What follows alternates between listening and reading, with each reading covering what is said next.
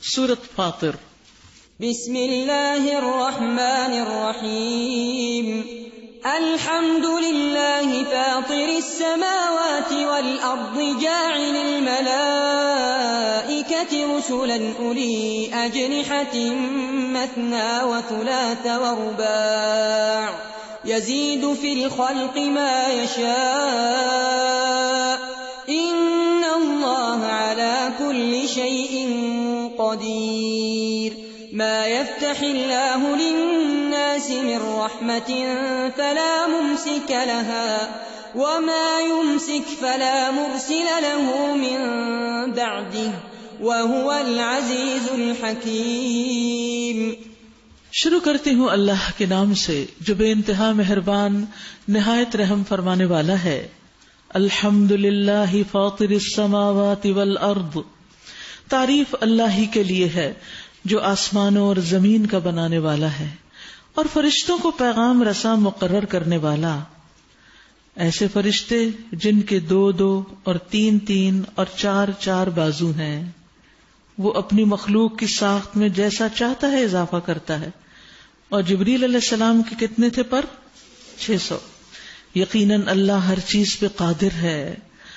اللہ جس رحمت کا دروازہ بھی لوگوں کے لیے کھول دے اسے کوئی روکنے والا نہیں، سبحان اللہ، اور جسے وہ بند کر دے اسے پھر اللہ کے بعد کوئی دوسرا کھولنے والا بھی نہیں۔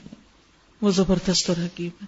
اگر یہ آیت اس پر ہم ایمان رکھتے ہوں تو اپنی ساری توقعات اللہ سے وابستہ کریں کہ اللہ رحمت کا دروازہ تو ہی کھولے گا، اور اگر تو نے کوئی رزق کا دروازہ بند کر دیا ہے یا کسی رشتے کا یا کسی اور چیز کا، تو کوئی جادوگر اس کو نہیں کھول سکتا کہ کسی کے پاس جا کر آپ اسے کھلوا لیں کہ بندش ہے اور فلاں توڑ کر دے گا، کوئی نہیں توڑ سکتا۔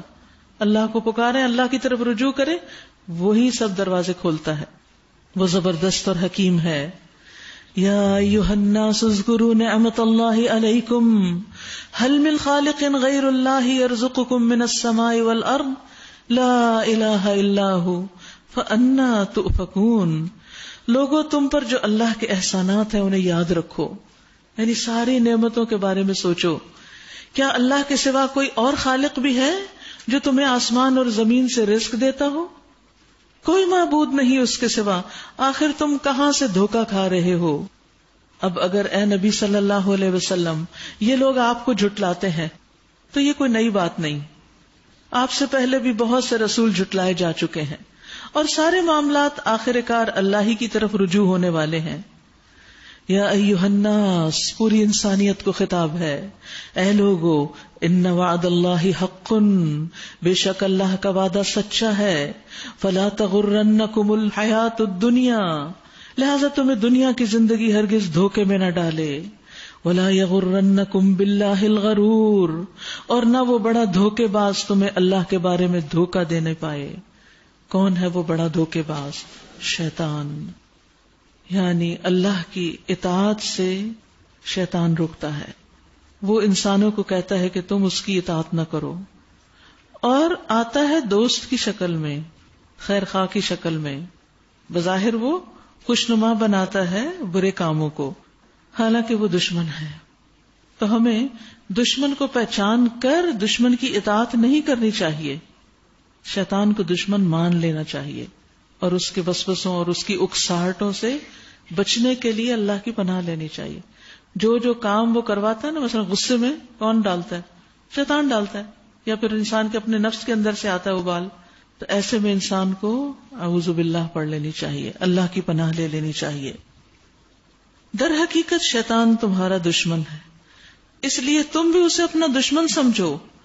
وہ تو اپنے پیروکاروں کو اپنی راہ پہ اس لیے بلا رہا ہے کہ وہ دوزخیوں میں شامل ہو جائیں، یعنی اس کے ساتھ ہی ان کا بھی انجام ہو۔ جو لوگ کفر کریں گے ان کے لیے سخت عذاب ہے، اور جو ایمان لائیں گے اور نیک عمل کریں گے ان کے لیے مغفرت اور بڑا اجر ہے۔ بھلا کچھ ٹھکانہ ہے اس شخص کی گمراہی کا جس کے لیے اس کا برا عمل خوشنما بنا دیا گیا ہو اور وہ اسے اچھا سمجھ رہا ہو، یعنی برائی کو اچھا سمجھے اپنے حق میں۔ اب سوچئے اس بارے میں بھی کہ کون کون سے غلط کام ہیں جن میں بہت اٹریکشن ہے اور وہ ہمیں اچھے لگتے ہیں، کوئی کرے یا ہم خود کریں۔ یہ دراصل شیطان ہی ہے جو ان بری چیزوں کو اچھا بنا کے دکھاتا ہے۔ یہی اس کی دشمنی ہے. حقیقت یہ ہے کہ اللہ جسے چاہتا ہے گمراہی میں ڈال دیتا ہے اور جسے چاہتا ہے راہ راست دکھاتا ہے. بس اے نبی صلی اللہ علیہ وسلم، خواہ آپ کی جان ان لوگوں کی خاطر غم اور افسوس میں نہ گھلے، غم نہ کیجیے. بے شک اللہ جانتا ہے جو کچھ یہ کر رہے ہیں. وہ اللہ ہی تو ہے جو ہواؤں کو بھیجتا ہے، پھر وہ بادل اٹھاتی ہیں، پھر ہم اسے ایک اجاڑ علاقے کی طرف لے جاتے ہیں، اور اسی زمین کو جلا اٹھاتے ہیں جو مری پڑی تھی. مرے ہوئے انسانوں کا جی اٹھنا بھی اسی طرح ہوگا. دیکھیے اللہ سبحانہ وتعالی جب ہواؤں کا ذکر کرتے ہیں، بارش کا ذکر کرتے ہیں، زمین کی نباتات کا ذکر کرتے ہیں، اس کے بعد قیامت کا ذکر بھی کرتے ہیں، مرنے کے بعد جی اٹھنے کا بھی. اور ہم بس یہاں تک ہی رہ جاتے ہیں، اس سے آگے نہیں جاتے. یہ سبق نہیں سیکھتے اس سے کہ یہ سب کچھ جو ہرا بھرا ہو گیا اس نے جیسے ختم ہو جانا ہے، اسی طرح دنیا نے ملیا میٹ ہو جانا ہے. اور پھر یہ ختم ہونے کے بعد جیسے دوبارہ اگ جاتا ہے، ایسے ہی ہم بھی دوبارہ اٹھ جائیں گے. یہ سبق سیکھنا ضروری ہے، بچوں کو بھی یہ سکھانا ضروری ہے. من کان یرید العزت فللہ العزت جمیعا. اللہ اکبر. جو کوئی عزت چاہتا ہے، کتنے ہم سینسیٹیو ہوتے ہیں، اس نے تو میری بے عزتی کر دی ہے، اور بے عزتی کا احساس سالوں دل سے نہیں جاتا. اکیلے میں بیٹھ کے بے عزتی یاد کرتے ہیں تو رونے لگتے ہیں. اتنی عزت پیاری ہے ہمیں، اور پھر لوگوں سے عزت چاہتے ہیں، اور اگر کوئی ہمیں عزت نہ دے تو ہم اس سے دور ہو جاتے ہیں. بندوں کے پاس نہیں ہے عزت، عزت اللہ کے پاس. ایسے کام کرو کہ اللہ تمہاری عزت لوگوں کے دلوں میں ڈال دے. جو کوئی عزت چاہتا ہو اسے معلوم ہونا چاہیے کہ عزت ساری کی ساری اللہ کی ہے. اس کے ہاں کوئی چیز اوپر چڑھتی ہے تو وہ صرف پاکیزہ قول ہے، اور عمل صالح اس کو اوپر چڑھاتا ہے. رہے وہ لوگ جو بےہودہ چال بازیاں کرتے ہیں، ان کے لیے سخت عذاب ہے، اور ان کا مکر خود ہی غارت ہونے والا ہے. یاد رکھیے مومن کی عزت اللہ کے دین میں ہے، تقوی میں ہے. ان اکرمکم عند اللہ اتقاکم. اور عزت دینا اللہ کے ہاتھ میں ہے. اللہ اکبر. ابن شہاب کہتے ہیں کہ عمر بن خطاب بیت المقدس کی فتح کے موقع پر شام کی طرف روانہ ہوئے، جب مسجد اقصی اور بیت المقدس مسلمانوں کے ہاتھ آیا. وہ کہتے ہیں اور ہمارے ساتھ ابو عبیدہ بن جراح بھی تھے. وہ کیا دیکھتے ہیں کہ عمر رضی اللہ عنہ اونٹ پر سوار تھے، لیکن جب اس مقام پہ پہنچے تو اتر آئے، یعنی ایک خاص جگہ نیچے آ گئے، اور اپنے موزے پاؤں سے اتار کر اپنے کندھے پہ رکھ دیے، اور اونٹ کی لگام پکڑ کر دریائی گزرگاہ میں گھس پڑے، یعنی وہ کیچڑ وغیرہ میں. ابو عبیدہ نے کہا امیر المومنین آپ یہ کیا کر رہے ہیں؟ میں نہیں چاہتا کہ شہر والے لوگ آپ کو اس حال میں دیکھیں، آپ ان کے امیر ہیں، آپ کے ہاتھوں اللہ نے یہ سب فتح کرایا. عمر نے کہا تف ابو عبیدہ، اگر یہ بات کہنے والا تمہارے علاوہ کوئی اور ہوتا تو میں اس کو ایسی سزا دیتا کہ وہ محمد صلی اللہ علیہ وسلم کی امت کے لیے باعث عبرت بن جاتا. یاد رکھو ہم لوگ ذلیل تھے، اللہ نے ہمیں اسلام کی وجہ سے عزت دی ہے. اللہ نے جن باتوں کی بنا پر ہمیں عزت دی ہے، اگر ہم نے عزت حاصل کرنے کے لیے کوئی اور طریقہ اختیار کیا تو اللہ ہمیں ذلیل کر دے گا. تو مومن کی عزت اس کے دین میں ہے، اس کے تقوی میں ہے. آپ دیکھیے کہ بعض اوقات کوئی شخص آپ کے اوپر ناروا زیادتی بھی کر رہا ہوتا ہے نا، بے وجہ ہی آپ کو کوئی ڈانٹ ڈپٹ کر رہا ہے، کوئی بھی آپ نے اس کو کچھ نہیں کہا، وہ خواہ پہ چڑھائی کر رہا ہے. اب دو طریقے ہوتے، ایک تھے کہ جواباً آپ بھی توپیں کھول دیں، دہانے کھول دیں، ان کے مقابلہ کریں، اور ہو سکتا ہے غصے میں آ کے آپ اس سے بھی آگے بڑھ جائیں، اور جب تک بڑھے نا چین بھی تو نہیں آتا. اور ایک یہ ہے کہ آپ باوقار خاموشی اختیار کریں. اذا خاطبهم الجاہلون، کیونکہ وہ جو سامنے والا شخص ہے نا اس وقت جاہل ہے، چاہے وہ کتنا ہی پڑھا لکھا ہے، اس وقت اس کا بھی دماغ خراب ہوا ہے. قالوا سلاما، تو وہ سلامتی کی بات کرتے.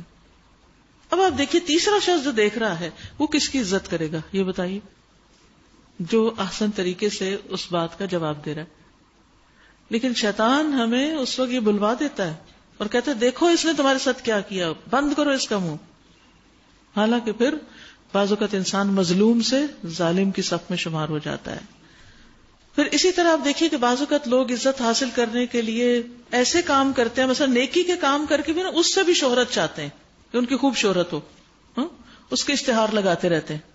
رسول اللہ صلی اللہ علیہ وسلم نے فرمایا جو شخص اپنے عمل کے ذریعے لوگوں میں شہرت حاصل کرنا چاہتا ہے کہ میری مشہوری ہو جائے کہ میں کتنا نیک ہوں، تو اللہ اس کی شہرت قیامت کے دن اپنی ساری مخلوق کو سنوائے گا اور پھر اسے ذلیل و حقیر کرے گا کہ یہ ہے وہ بندہ یہ جو ظاہری نیکیوں سے دراصل اپنے آپ کو اونچا کرنا چاہتا تھا. ایک بات اگر ہمیں سمجھ آ جائے نا کہ اگر ہم اللہ کے ساتھ سچے ہیں نا، خالص ہیں اور ہر کام اللہ کے لیے کر رہے ہیں تو اللہ کی محبت حاصل ہوگی. جب اللہ کی محبت حاصل ہوگی وہ محبت سب کے اندر آ جائے گی. اللہ کے لیے کام کرنا، اللہ کو عزت دینا ہے نا، اللہ کو مقام دینا ہے. اللہ تجھے ہم سب سے بڑا سمجھتے ہیں تو یہ کیسے ہو سکتا ہے کہ پھر اس پر وہ ہمیں ذلیل کر دے؟ نہیں ہو سکتا. لیکن جب ہم اللہ کو بھول کر بندوں کی خاطر کام کرنے لگتے ہیں کہ ان کی نظر میں ہم بڑے بن جائیں تو یہ پھر اللہ کی قدر میں کمی ہے نا.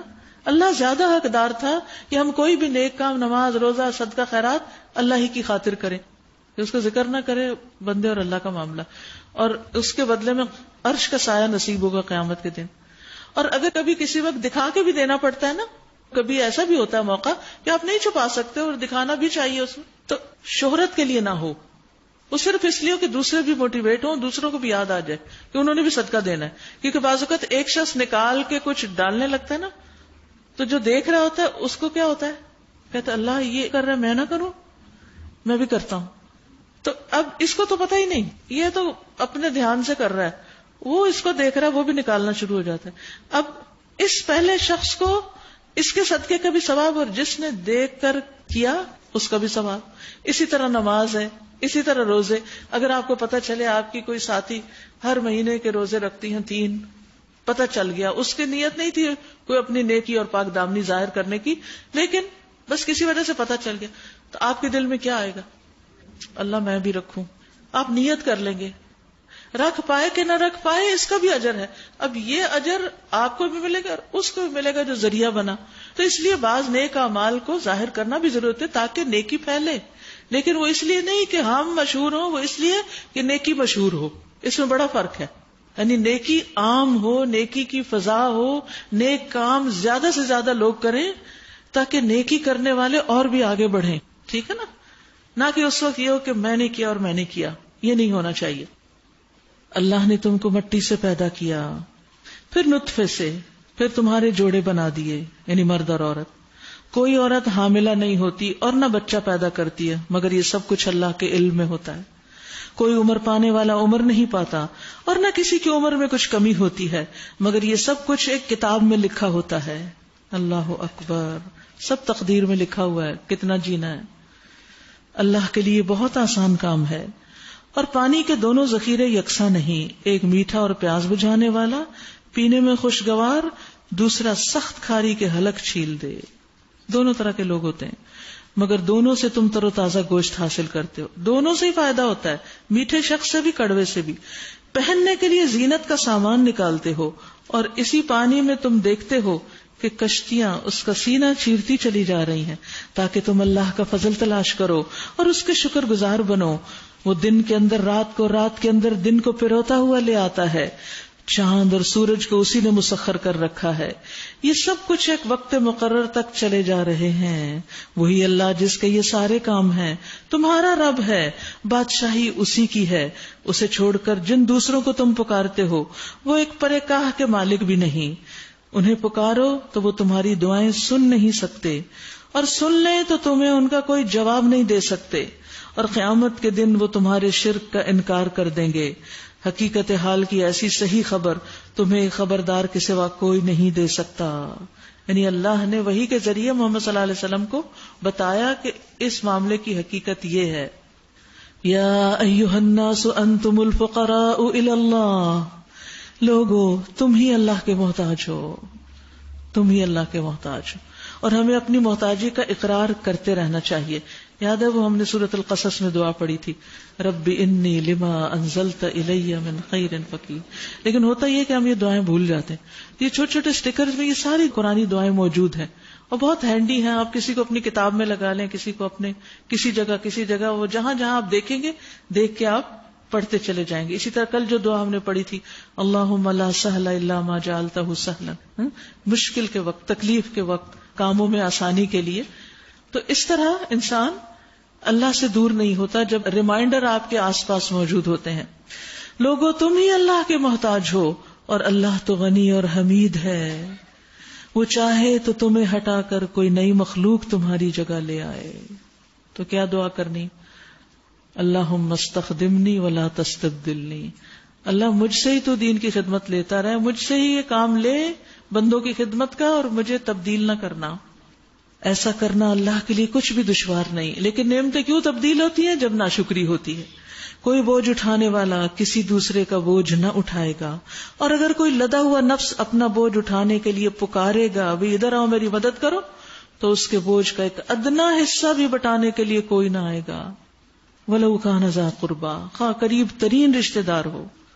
یعنی قیامت کے دن بیٹا بھی ماں باپ کا بوجھ اٹھانے سے انکار کر دے گا. ابن عباس کہتے ہیں باپ اور ماں اپنے بیٹے کو ملیں گے، وہ کہیں گے بیٹے میرے کچھ گناہ اپنے سر لے لو. وہ کہے گا میں یہ نہیں کر سکتا، میرے اوپر میرے گناہ ہی کافی ہیں. کوئی نہیں اٹھائے گا، اور کوئی کسی کے لیے کچھ کر بھی نہیں سکے گا. کتنا صاف یہاں بتا دیا گیا. بلکہ انسان اپنے گناہ اٹھائے ہوئے ہوگا.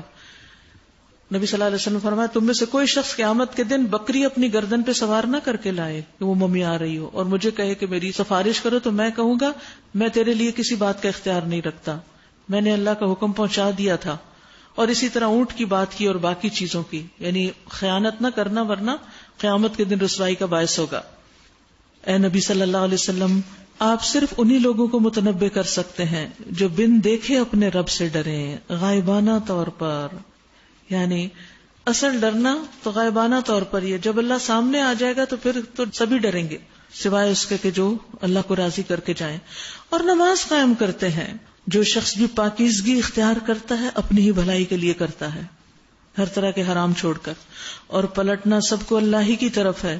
اندھا اور آنکھوں والا برابر نہیں، نہ اندھیرے اور روشنی یکساں ہے، نہ ٹھنڈی چھاؤں اور دھوپ کی تپش ایک جیسی ہے، اور نہ زندہ اور مردہ برابر ہیں. اللہ جسے چاہتا ہے سنواتا ہے. مگر اے نبی صلی اللہ علیہ وسلم، آپ ان لوگوں کو نہیں سنا سکتے جو قبروں میں دفن ہیں. آپ تو بس ایک خبردار کرنے والے ہیں.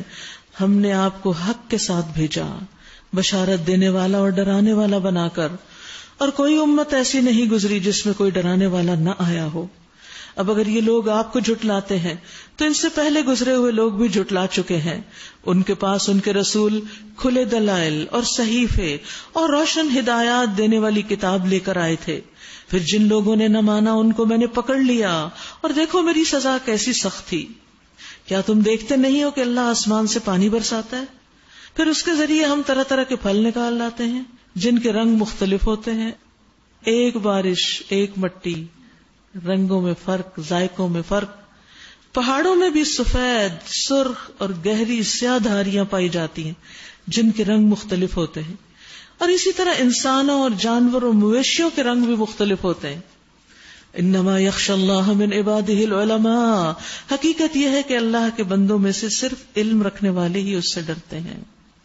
لیکن خالی دنیا کا علم فائدہ نہیں دیتا جب تک کہ اللہ کی معرفت نہ ہو، اندر ایمان نہ ہو. اور یاد رکھیے اصل علم وہی ہے جو انسان کے اندر خشیت پیدا کر دے، انسان کے اندر عاجزی پیدا کر دے. وہ علم جس کو حاصل کر کے انسان میں اکڑ آ جائے، نہ اللہ سے ڈرے نہ بندوں سے، تو وہ علم انسان کے لیے وبال جان ہے.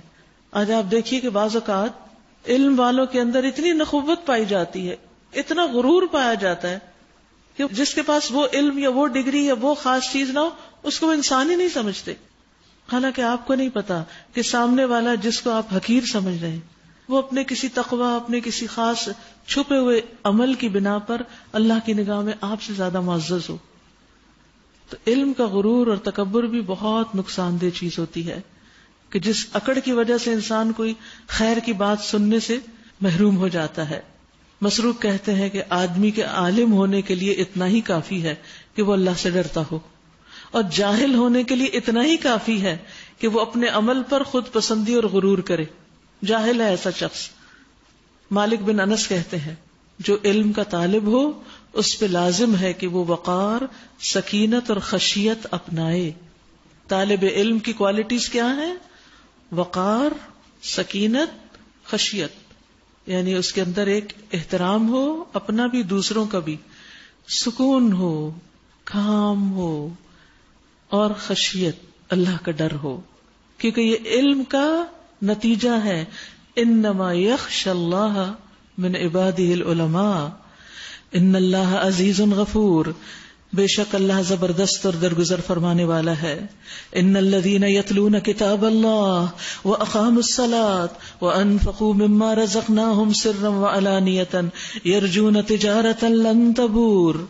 جو لوگ اللہ کی کتاب کی تلاوت کرتے ہیں، یعنی قرآن کا پڑھنا، آج کل خاص طور پر رمضان میں اور بھی زیادہ، یہ انسان کے لیے سفارش کا باعث ہوگا. انسان کو عزت کا تاج اور لباس پہنایا جائے گا قیامت کے دن. اور قرآن انسان کے غموں کو دور کرنے کا ذریعہ ہے. تو جب دل میں ہم اور غم ہو، قرآن کی تلاوت کثرت سے کرنا شروع کر دیں، غم دور ہو جائیں گے، دنیا کے بھی اور آخرت میں بھی. اور نماز قائم کرتے ہیں، اور جو کچھ ہم نے انہیں رزق دیا اس میں سے کھلے اور چھپے خرچ کرتے ہیں. یقیناً وہ ایک ایسی تجارت کے متوقع ہیں جس میں ہرگز خسارہ نہ ہوگا. اس تجارت میں انہوں نے سب کچھ اس لیے کھپایا تاکہ اللہ ان کے اجر پورے کے پورے ان کو دے اور مزید اپنے فضل سے نوازے. بے شک اللہ بخشنے والا اور قدردان ہے. جو کتاب ہم نے تمہاری طرف وحی کے ذریعے بھیجی ہے وہی حق ہے، تصدیق کرتی ہوئی آئی ہے ان کتابوں کی جو اس سے پہلے آئی تھیں. بے شک اللہ اپنے بندوں کے حال سے باخبر ہے اور ہر چیز پر نگاہ رکھنے والا ہے. پھر ہم نے اس کتاب کا وارث بنا دیا ان لوگوں کو جنہیں ہم نے اپنے بندوں میں سے چن لیا. یعنی اس کتاب کے پڑھنے پڑھانے والے اللہ کے چنے ہوئے بندے، اور خاص طور پر امت محمد ہے جس کو اللہ نے یہ کتاب دی. اب کوئی تو ان میں سے اپنے نفس پر ظلم کرنے والا ہے کہ اس نعمت کی قدر ہی نہیں کرتا، اس سے کوئی تعلق ہی نہیں.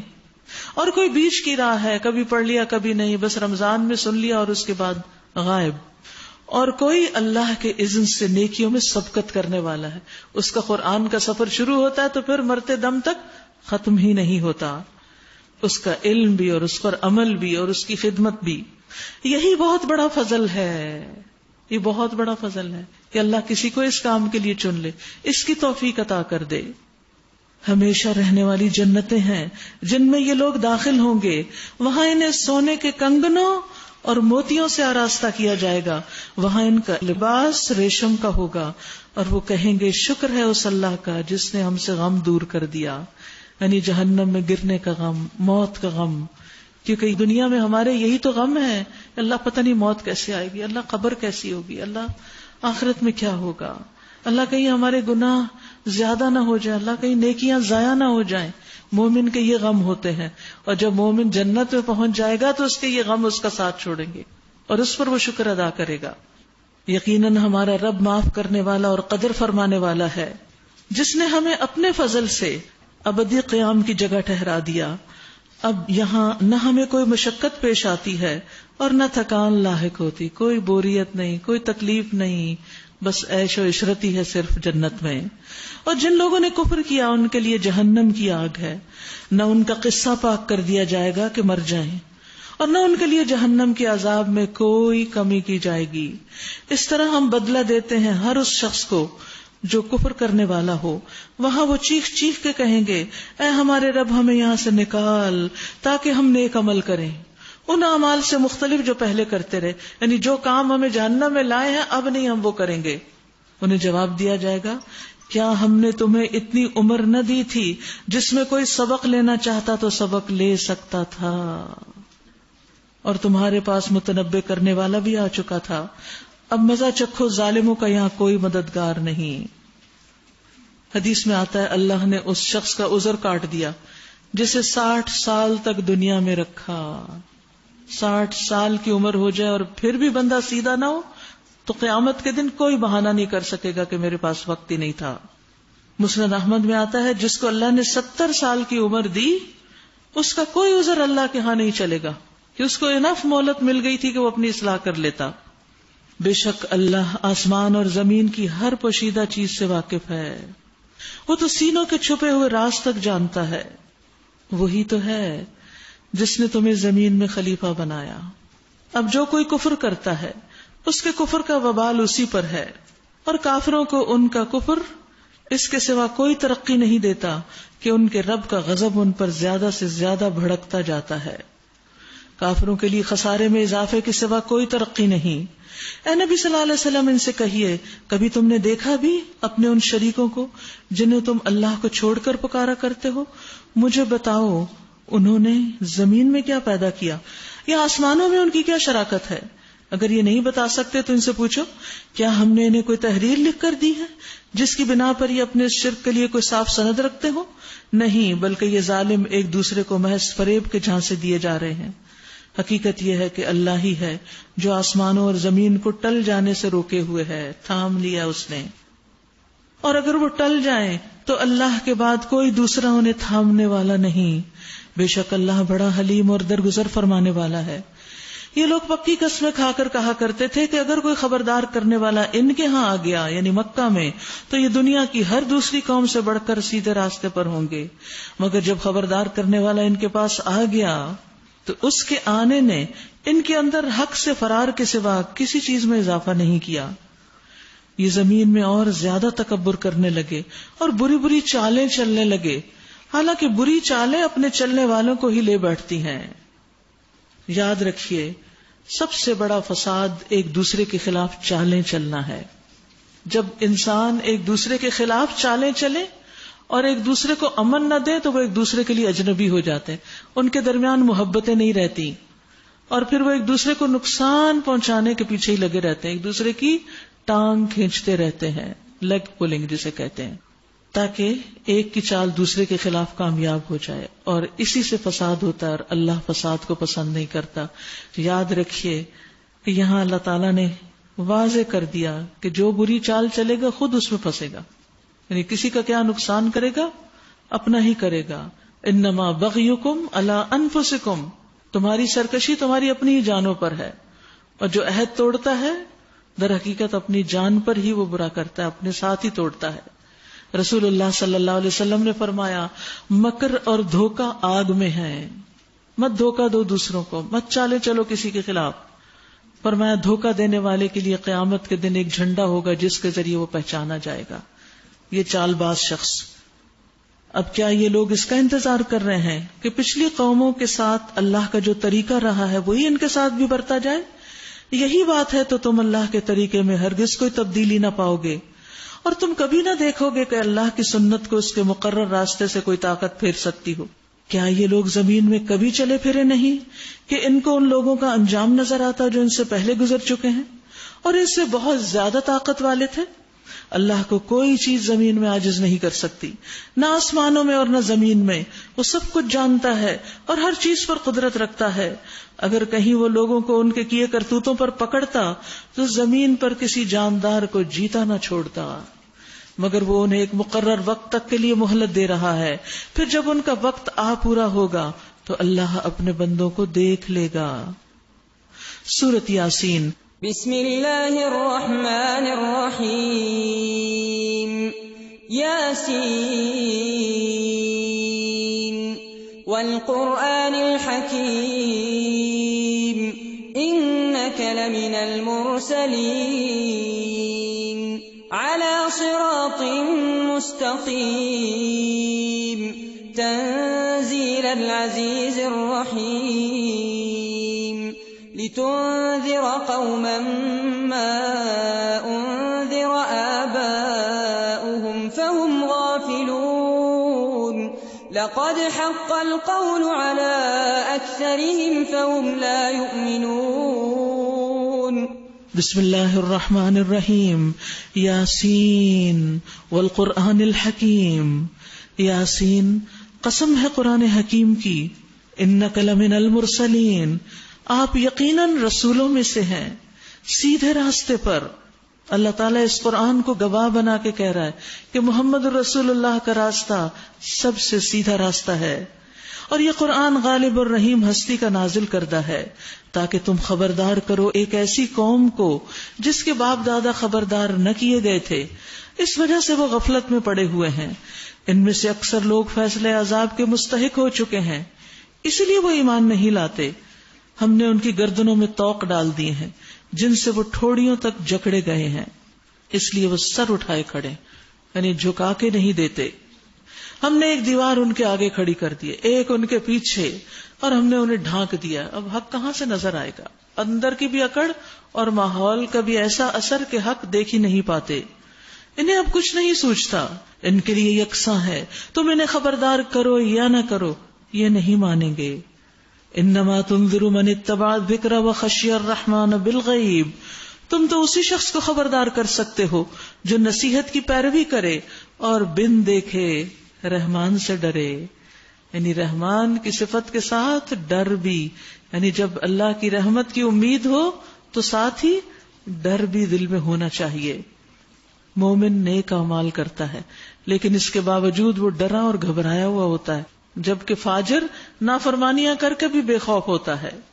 مومن ہی ایمان اور خوف کو جمع کرتا ہے، جبکہ منافق بدعملی اور بے خوفی کو جمع کرتا ہے.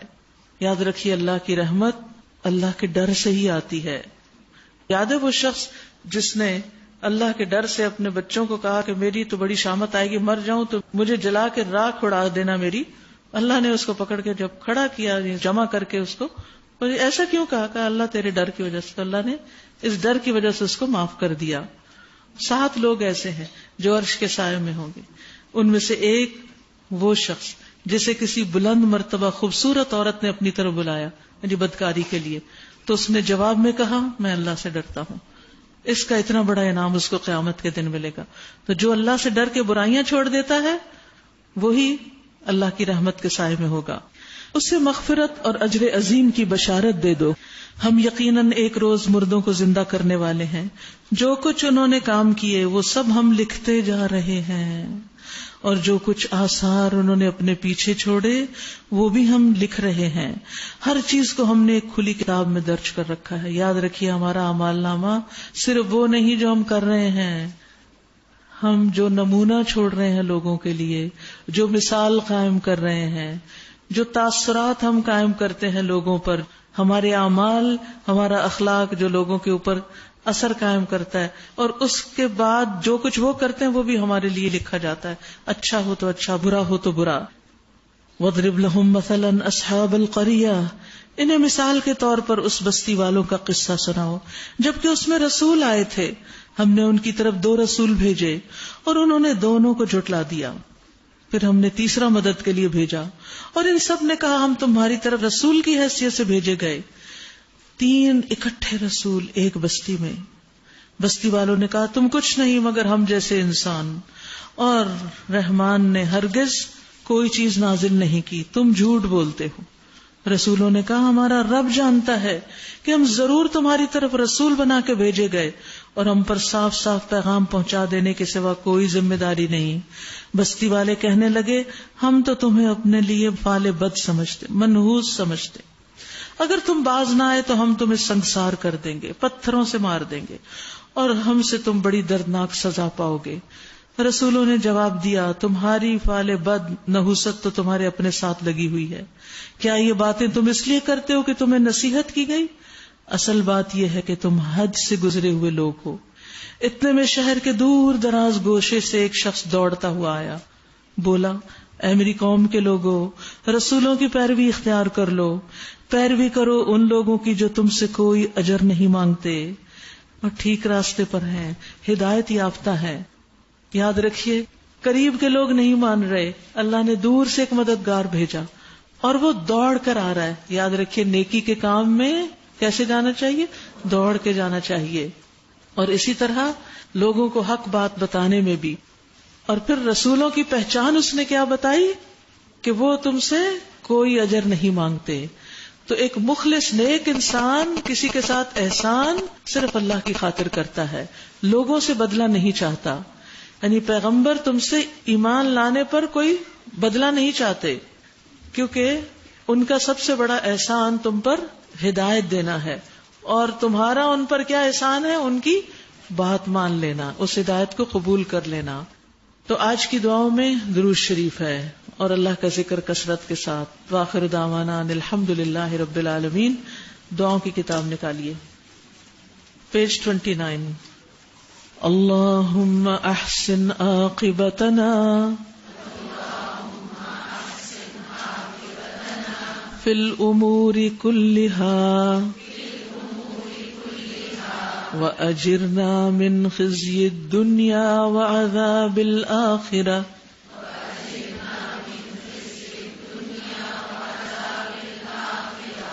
دعا مانگنے کی نیت کے ساتھ ان کو پڑھیے. اے اللہ سب کاموں میں ہمارا انجام اچھا کر اور ہمیں دنیا کی رسوائی اور آخرت کے عذاب سے بچا. اللہم انی اعوذ بک من جہد البلاء ودرک الشقاء وسوء القضاء وشماتة الأعداء. اے اللہ بے شک میں سخت مشقت، بدبختی کے پالنے، بری تقدیر اور دشمنوں کے خوش ہونے سے تیری پناہ چاہتا ہوں. اللہم انی اعوذ بک من الہم والحزن والعجز والکسل والجبن والبخل وضلع الدین وغلبۃ الرجال. اے اللہ بے شک میں فکر اور غم، عاجزی اور سستی، بزدلی اور بخل، قرض کے بوجھ اور لوگوں کے غلبے سے تیری پناہ چاہتا ہوں.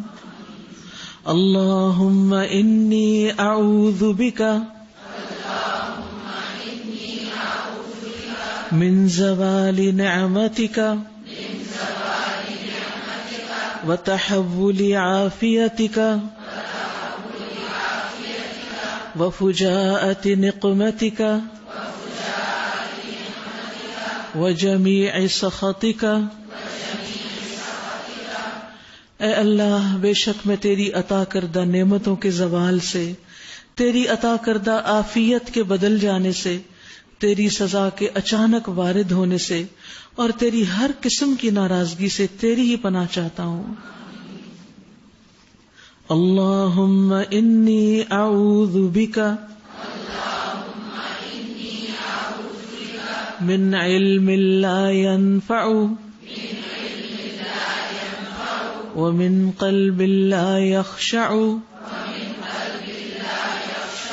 ومن نفس لا تشبع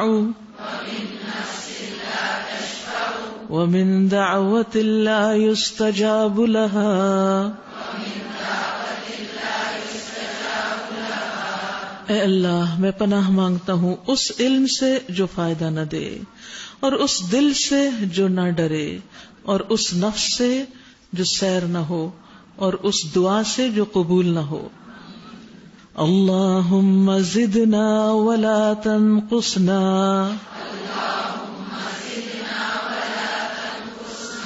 وأکرمنا ولا تہنا وأعطنا ولا تحرمنا وآثرنا ولا تؤثر علينا وأرضنا وارض عنا.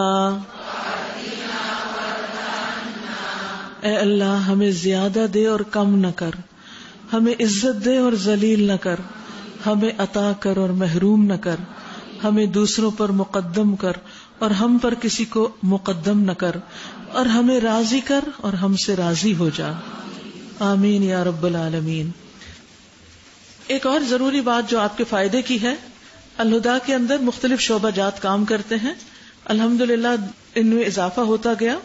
کام کو آسان طریقے پر انجام دینے اور وقت پر مکمل کرنے کے لیے لوگوں سے ہمیں تعاون بھی درکار ہے، اور اس کے ساتھ یہ ہے کہ جو لوگ پریشان حال اور دکھی ہیں، جو مختلف طرح کے مسائل کا شکار ہیں، آپ میں سے کچھ لوگ جیسے ذاتی، اخلاقی، معاشرتی، گھریلو مسائل یا کوئی قرآن و سنت کی روشنی میں مسائل ہیں جن کا حل آپ چاہتے ہیں، تو الحمدللہ یہاں کاؤنسلنگ کی سہولت موجود ہے.